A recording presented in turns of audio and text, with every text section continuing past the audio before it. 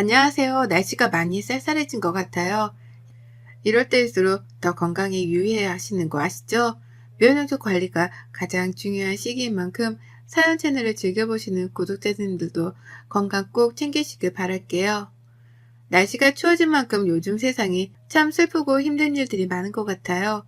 울적해질 때마다 사연 채널을 늘 즐겨들으며 하루는 웃었다, 하루는 울었다 하는 저의 가장 찐 채널 중에 하나인데요. 내성적인 제가 이렇게 사연을 보내게 되는 이유는 술김이라고 해야 할까요? 집에서 좋아하는 영화 보면서 혼술을 하고 나서 누워서 자려는데 문득 내 이야기를, 나의 속 이야기를 다른 분들에게도 알려드리면 어떨까 싶어 최종 진담으로 사연을 보내게 되었습니다. 전 경기도 과천에 거주 중인 지극히 평범한 여자입니다. A형이고요. 내성적이지만 또 주변 사람들을 잘 챙기자 주의이고 한 가지 일에 몰두하면 끝까지 가는 편이라 지금 다니고 있는 회사도 10년이 넘게 장기 근속 중이지요. 어느덧 회사에서도 인정을 받고 이제 주변에서 좋은 사람만 있으면 결혼만 하면 된다는 이야기에 대학생 때부터 학교 때문에 혼자서 오래 살았던지라 누군가와 함께 산다는 게 상상이 안 갔습니다. 정말 인연이 이 세상에 있는 거였을까요? 결혼을 원할 때쯤 동료의 소개팅에 좋은 사람을 만나 연애를 하고 결혼까지 꼴이 나게 되었으니까요. 혼자서 살던 저는 둘이 되고 산다는 건 혼자 있을 때보다 더 행복한 일들이 2배가 되었죠. 저희 남편은 어렸을 때 일찍 부모님이 돌아가시고 누나랑 남편만 이렇게 둘이 오래도록 살았다고 했습니다. 그래서 누나가 엄마 같고 각별한 사이인 건 결혼할 때부터 알고 있었죠. 남편도 저에게 누나가 엄마 같으니 잘 따라줬으면 했고요. 물론 저도 형님한테 남편은 소중한 가족인 걸 알기 때문에 잘 해드리려고 노력했는데요. 근데 사람이 노력한다고 안 되는 일도 있다는 걸 알게 되었습니다. 결혼을 준비할 때부터 형님은 절 마음에 들어 하시질 않았습니다. 그 이유는 제가 남편보다 4살 정도가 많은 게 가장 큰 이유였고요. 그 다음으로는 직장이었습니다. 저는 다른 사람이 생각하는 직장과는 조금은 다른 회사에 다니고 있어 만족하면서 다니지만 결혼해서는 사실 하기는 조금 힘든 직업이기도 합니다.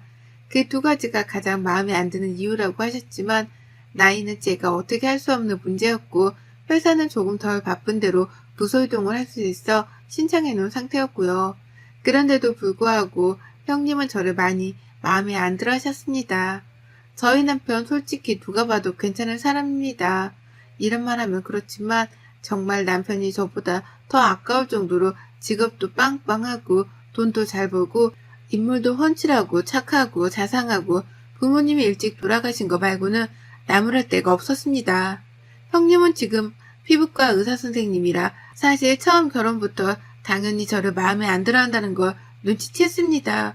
그래도 남편을 너무 사랑했기에 제가 잘하면 형님도 저에게 마음을 열 거라고 생각했던 게 저의 큰 착각이었던 것 같습니다. 처음엔 잘하려는 마음들이 점점 형님의 행동으로 인해 저에게는 오히려 독이 되었으니까요. 형님은 결혼하고 나서도 요구하는 게 많았습니다. 첫 번째로는 일주일에 한 번은 꼭 형님네 집에서 같이 식사를 하자는 말씀이셨고, 2번째로는 아이는 형님이 허락할 때까지 갖지 말라는 말이었습니다.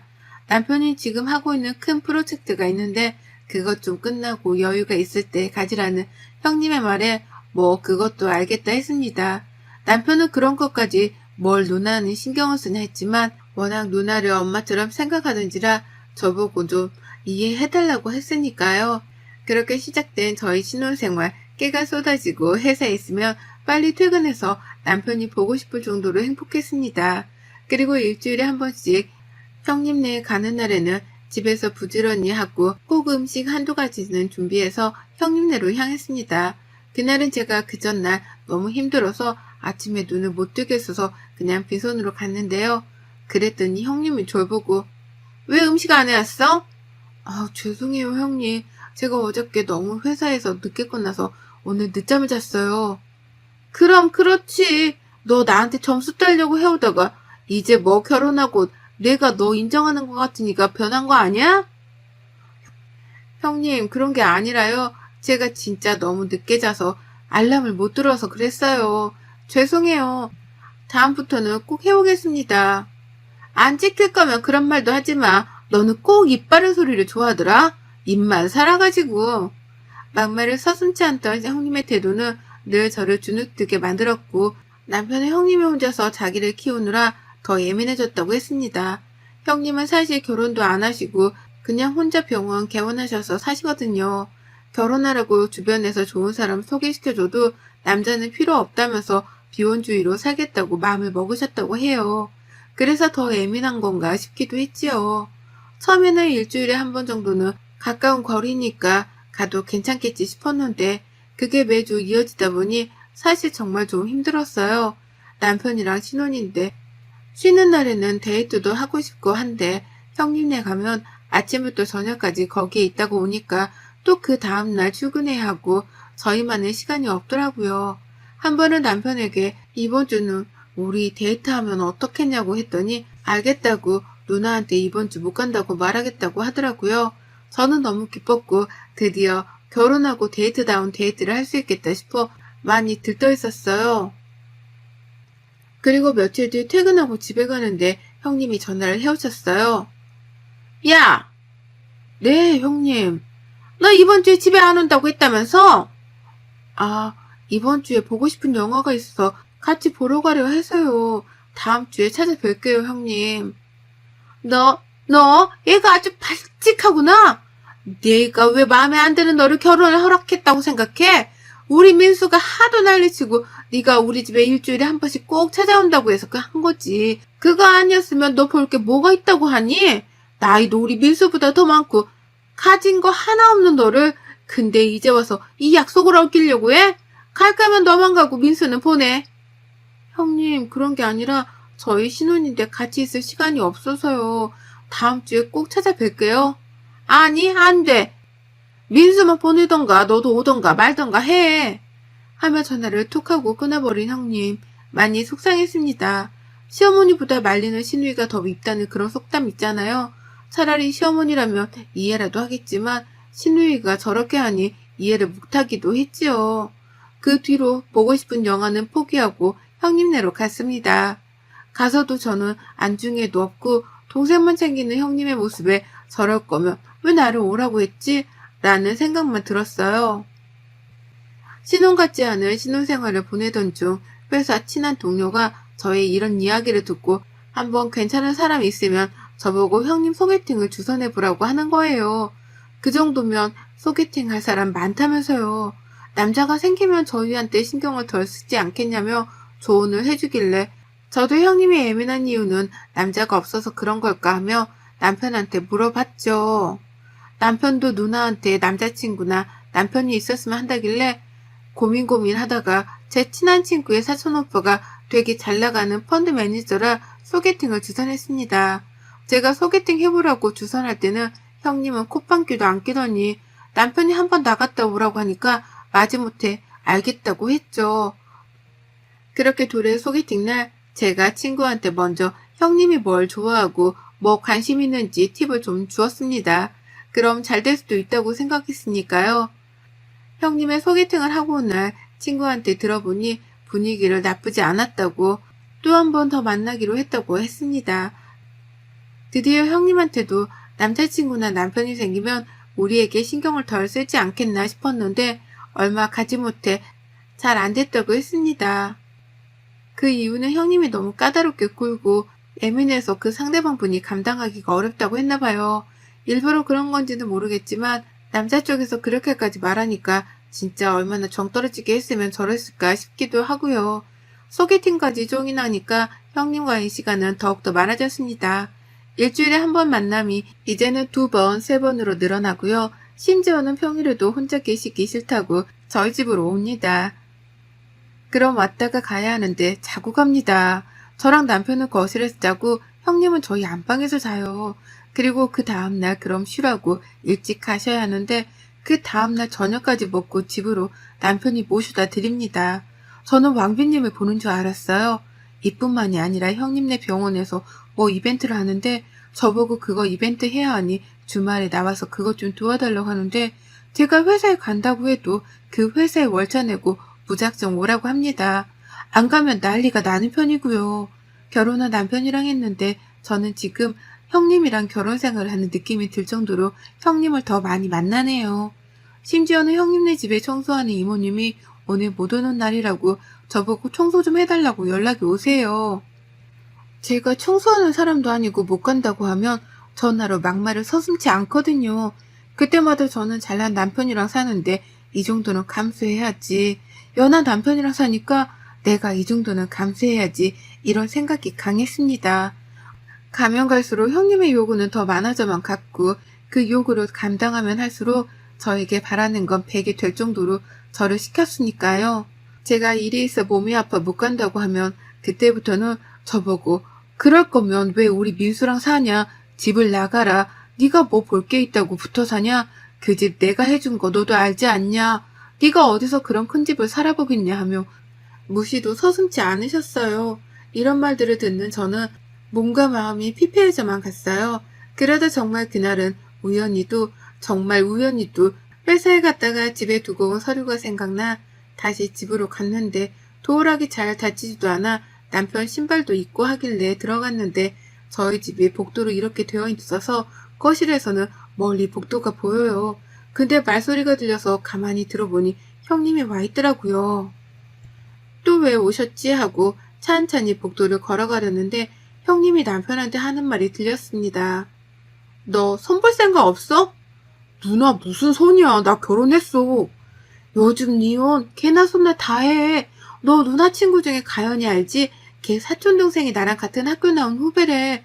집안도 빵빵하고 얼굴도 예쁘고 지금 변호사 한다더라. 근데 너 사진 보고 너무 마음에 든다고 만나보고 싶다고 해서 내가 너 곧 이혼할 거라 했더니 자기는 괜찮다고 그러잖아. 아 누나 좀 무슨 소리야. 지금 잘 살고 있는데 그런 소리 할 거면 그만 좀 해. 아무리 누나여도 그런 소리는 좀 그렇지 않아? 찰싹. 야, 너 내가 너를 어떻게 키웠는데 누나 인생 다 포기하면서 널 키웠어. 그랬는데 어디서 그지 깽깽이 같은 애를 데리고 와서 너 그렇게 애가 포부가 없어? 너 내가 우리 부모님 없어서 맨날 기죽어 살 때 그렇게 안 되려고 이 누나 밤낮에 밥도 잘 안 먹고 공부하고 쉬지도 않고 이랬어. 그러다 이제 좀 편히 살려는데 집안도 학벌도 별로인 애를 데리고 와서 도대체 뭐 할래? 네가 너무 좋아한다길래 내가 허락은 했다만 결혼식도 거의 소규모로 하고 아직 니네 혼인신고도 안 했잖아? 그럼 이혼도 아니야. 파혼이야 파혼. 그 말을 들었던 저는 신발을 들고 그대로 살짝 집에서 빠져나왔고 맨발로 무슨 정신으로 회사까지 간 줄 모르겠습니다. 저를 형님이 싫어하는 건 알지만 결혼까지 한 동생에게 손을 보라는도 제 이야기를 하는 거 보니 사랑해도 노력해도 안 되는 게 있구나 그때 깨달았거든요. 그 뒤로 여기서 형님 말대로 혼인신고도 안 했으니 그냥 서로 각자 갈 길 가는 게 좋을까 눈 감고 그냥 지금처럼 살까 여러 가지 생각이 공존했습니다. 그러다 드는 생각 하나 있었습니다.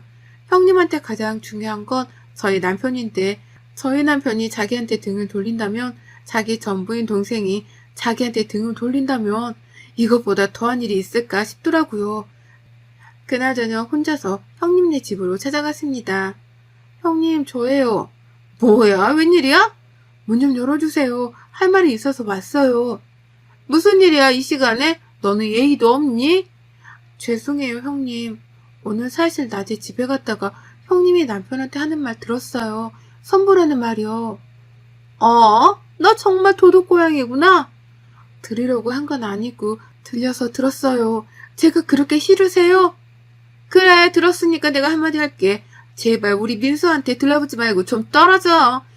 너희 혼인신고도 안 했고 그때는 민수가 너 없으면 못 살겠다고 네가 너무 좋다고 하길래 내가 억지로 허락은 했는데 우리 민수 사랑하면 더 좋은 사람 만나서 행복하게 바라야지. 그게 사랑 아니니? 네가 솔직히 우리 민수한테 해줄 게 뭐가 있어. 민수 대기업 다니지만 너도 알잖아. 대기업 다니고 퇴직할 때까지 솔직히 짧아. 지금 100세 시대야 100세 시대. 그럼 남자가 사업도 좀 해보고 뒤에 배경도 좀 근사해야 하는데 내가 아무리 해준다 하더라도 장인 장모가 해주는 거 또 달라. 알아? 형님 죄송해요. 저 민수씨 진짜 많이 사랑해요. 제가 더 잘하면 안 될까요? 정신 좀 차려. 네가 우리 민수한테 해줄 수 있는 게 뭐가 있어? 네가 이렇게 버티고만 있다만 조만간 선복에 내가 만들어서 우리 민수 다시 장가 보낼 거야. 형님 죄송해요. 제가 이렇게 무릎 꿇고 빌게요. 민수 씨 제발 저랑 행복하게, 아니 우리 셋이 행복하게 살면 안 될까요? 저 형님한테 정말 인정받고 싶고 지금까지 제가 잘하려고 노력했잖아요. 노력으로 세상을 살 수는 없어. 네가 그렇게 못나게 태어난 걸 너희 부모님을 탓해. 네가 얼굴이 뭐 예쁘니? 그렇다고 학벌이 좋니? 그렇다고 회사가 너무 좋니? 뭐 아무것도 없잖아 너. 그냥 몸뚱아리 하나. 형님 죄송해요 하고 있는데 남편이 들어왔어요. 누나 이게 뭐하는 짓이야 진짜? 내 뒤에서 지금 이렇게 한 거야 이 사람한테? 어? 아 민수야 그게 아니라 네가 오해한 거야. 내가 지금 들은 건 뭔데? 나한테 이 사람 그렇게 이 얘기하는 것도 부족해 이제는 무릎까지 꿇고 나랑 헤어지라고 종용하는 거야? 무슨 누나가 내 엄마야? 엄마 아빠가 살아있었으면 누나 모습에 진짜 실망했을 거야. 민수야 그게 아니라 누나는 네가 더 잘 됐으면 좋겠어서 오해하지 마. 무슨 오해? 나보고 따뜻한 사람이 되라고 해놓고 이 사람한테는 지금 막장 시누이처럼 하고 있어. 알아? 누나 이런 사람인 줄 정말 몰랐어. 이 사람이 나한테 좀 힘들다고 웃어 보일 때마다 내가 우리 누나 나 키우느라 고생했으니까 잘해주라고 했는데 내가 진짜 미쳤었지. 이 사람은 매일 이 얘기를 들었을 텐데 내가 그런 말 할 때마다 얼마나 마음이 아팠겠어. 민수야 오해하지 마. 누나는 그냥 정말 네가 잘 됐으면 해서 그랬어. 필요 없어. 더 이상 나랑 이 사람한테 연락하지 마. 나도 누나 없다고 생각하고 살 거고 누나도 누나 혼자서 살아봐. 나한테 그만 의지하고 나 사업 같은 거 할 생각도 없고 이 사람이랑 그냥 소소하게 사는 게 내 꿈이야. 평범하게 아이 낳고 정말 평범하게 아이랑 이 사람이랑 나랑 화려하지도 않고 소박하게 서로의 아침 저녁 식탁에 둘러앉아 밥 먹고 소소한 이야기 나누고 그렇게 사는 게 내 꿈이었는데 뭐? 사업? 누나 혼자서 할 생각이야. 나는 그럴 생각도 없는데 지금 회사가 좋고 정년퇴직하면 퇴직금으로 나는 와이프랑 소박하게 살고 싶어. 그게 내 꿈인데 누나는 내 행복이 아니 자기 행복을 찾냐고. 이렇게 이기적인 사람이 내 누나란 게 나 너무 창피하고 부끄러워. 연락하지 마. 더 이상 나한테. 남편은 제 손을 잡고 일어났고 저는 나가면서 힐끗 형님을 보았습니다. 멍한 채로 절 보길래 살짝 미소를 지었습니다. 제가 남편한테는 곧 집으로 간다고 해놓고 몰래 주머니에 핸드폰을 켜놓았어요. 남편에게 전화를 해놓은 채로요. 남편의 형님이 저렇게 하는 사람인 건 몰랐기 때문에 이번 기회에 알기를 바랬습니다. 그 뒤로 남편의 형님이 찾아와도 전화해도 받지 않아요. 제가 괜찮다며 받으라고 만나보라고 하는데 절대 자기는 그럴 생각이 없다며 형님이 사준 이 신혼집도 내놓았더라고요. 이사가서 살고 싶다고요. 그래서 지금 이사갈 집 알아보러 다니는 중입니다. 그 일이 있은 후 한 일주일 후에 형님이 저희 회사로 찾아왔네요. 무슨 말을 할까 안 봐도 짐작이 되었죠. 형님 무슨 일이세요? 민수가 연락도 안 되고 전화도 안 받고 찾아가도 안 만나주고 지금 집까지 내놓았다는데 맞아? 아, 네. 그이가 이사 가자고 지금 집 내놓고 근처로 집 알아보고 있는데 괜찮은 집이 있어서 거기로 하려고 생각 중이에요. 나를 떠나서 이사를 간다는 말이야? 제 생각은 아니고요. 그이가 너무 강력하게 그러니까 형님도 그이 성격 아시잖아요. 한다면 하는 성격인걸요. 제가 말릴 수가 없었어요. 죄송해요. 그럼 나는 어떡하라고 그러는 거야? 죄송해요, 형님. 저 이제 그만 들어가봐야 할 것 같아요. 그이가 형님 만난 걸 알면 저한테도 형님 연락 받지 말라고 했는데 저는 차마 그럴 수가 없어서 받았어요. 미안해. 내가 미안해 정말. 네가 민수한테 말 좀 잘해주면 안 될까? 나 가족이라고 민수밖에 없어. 민수가 나한테 등 돌리면 어떻게 내가 정말. 미안해. 내 말은 듣지도 않으니까 말 좀 해주면 안 될까? 내가 미안해. 정말 미쳤었나 봐. 죄송해요, 형님. 제가 아무리 말해도 그이가 듣질 않아요. 아까도 그 집이 마음에 든다고 계약금 넣는다고 해서 그럴 것 같아요. 제발 내가 이렇게 싹싹 빌게. 형님, 여기 회사예요. 보는 눈이 많아요. 저 먼저 가볼게요. 하고 전 먼저 올라왔습니다. 그 뒤로도 형님은 계속 그이한테 연락을 하고 저한테도 했지만 그때마다 남편이 못 받게 하고 핸드폰 번호도 다 차단해버려 연락이 안 되었죠. 저희는 집이 매매가 안 돼 전세를 돌려서 주고 이사를 왔습니다.